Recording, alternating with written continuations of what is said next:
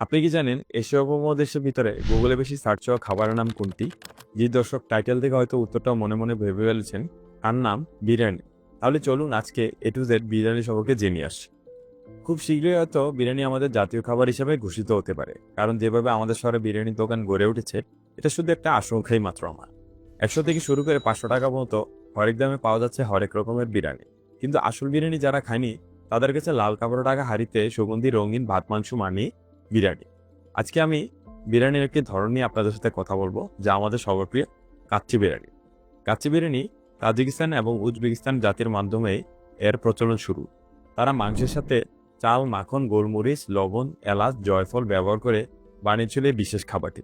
সেখান থেকে আসলে কাচ্চি বিরিয়ানির যাত্রা শুরু। ভাবুন তো, শত বছর আগে ঠান্ডা প্রান্তরে জ্বলন্ত আগুনের পাশে ভেড়ার মাংস আর চালের সাথে রান্না হচ্ছে এমন একটি খাবার যা আজ কোটি মানুষের প্রিয়। ধারণা করা হয় 1398 সালে ভারতবর্ষে তুর্কি মোগল সেনাপতি তৈমুরলঙ্গের আগমনের সাথে বিরিয়ানি আসে। তার সেনাবাহিনীর জন্য দরকার ছিল পুষ্টিকর খাবার।